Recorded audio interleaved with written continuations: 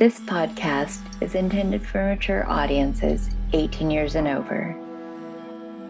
The following content is my opinion, so I do encourage you to do your own research. Let's begin. Before paradise was planted, before ribs were broken into women, before silence was sanctified, there was Lilith, not made of him, made beside him.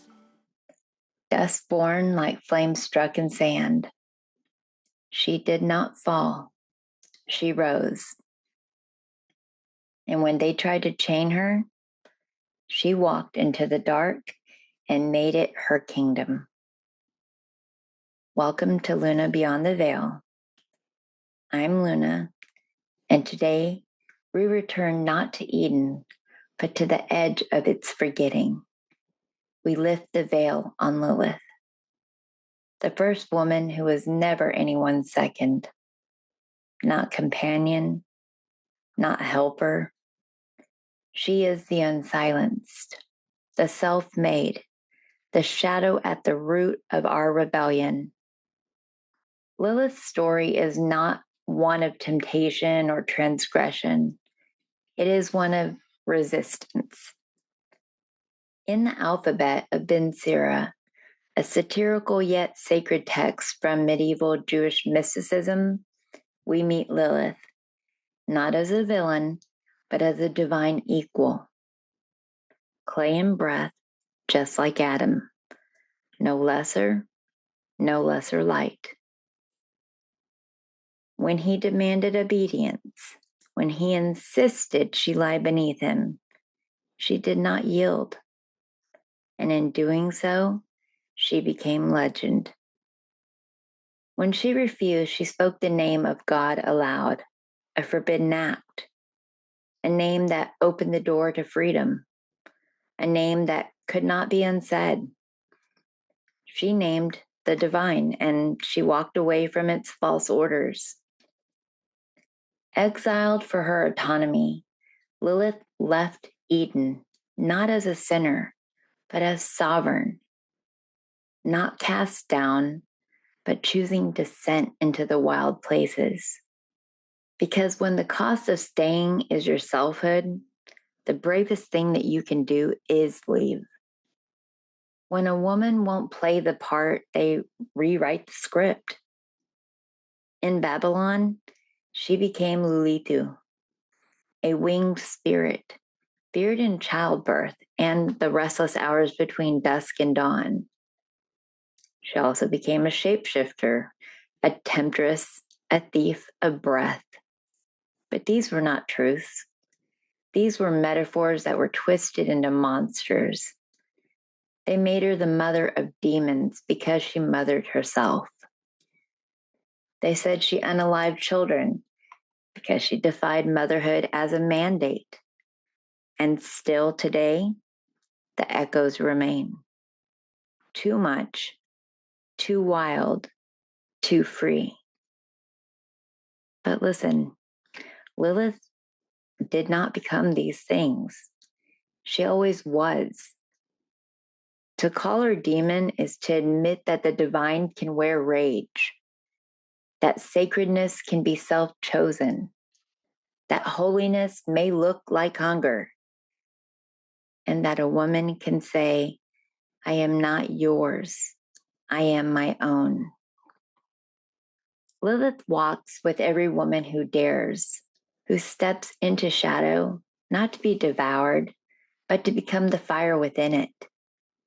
She is the hand on your shoulder when you say no, the wind in your lungs when you leave, the pulse behind your fury when you're told to be quiet. She is not just myth, she is movement. She is memory encoded in rebellion. Her wings beat behind every woman reclaiming their names. Behind those carving paths outside the garden gates, she walks with sex workers, survivors, soul seekers, with witches, with healers, with the ones who stopped asking to be liked and started insisting to be free. She is not a relic. She is a renaissance.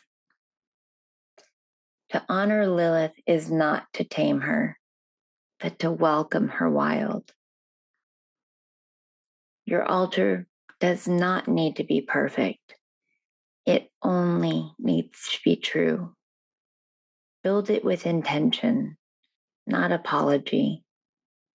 Build for the you that didn't make it into the family photo, for the girl who stopped shrinking, for the woman who stopped pleasing. Some elements you could use for your altar would be maybe a black candle. That's the flame of what cannot be silenced. Red roses, open wide, unapologetically. Her name, in sigil, in script, in ash. A mirror to see what others erased. A lock of your own hair, your uncut power. And then red wine, your living offering. There is an invocation for the exiled, and it could sound something like this. Lilith, bone of earth, breath of fire, come into my marrow. Teach me the holy art of not asking. Teach me how to leave. Teach me how to burn clean. I rise unbound, unnamed, unrepentant. I am mine. Let this be a spell cast not in fear, but in fierce remembrance. I'd like to unveil some of the lies. Let's name the falsehoods so that we can rewrite the scripture. Beginning with Lilith was the first sinner. The truth is, she was the first to set boundaries. What about she devoured children? Truth is, she was blamed for what was not understood, like loss, independence, sorrow unspoken. We also have she was Eve's opposite, but she came before. She chose freedom. The last one we'll talk about is she should have stayed. She walked away and became a goddess. They feared a woman who needed nothing from them, so they made her unholy. But your wholeness is not blasphemy. It is your birthright. So, to the unclaimed, to the unlabeled, to the ones too vast for any altar but the sky, you are the daughters of Lilith, not born to obey, but to remember, not made for Eden, but for everything beyond it. Let this be your blessing. May your no be sacred. May your solitude be sanctuary. May your anger be altar. May your name be a spell no one can rewrite. You are not wicked for choosing yourself. You are not wrong for leaving. You are not broken for wanting more. You are fire made flesh. And like Lilith, you were never meant to be tamed. This is Luna, Beyond the Veil. Blessings upon the wild ones, the boundary breakers, the women who write themselves into legend. Until next time, speak fiercely, walk freely, and when they say your name with fear, fly. Thank you.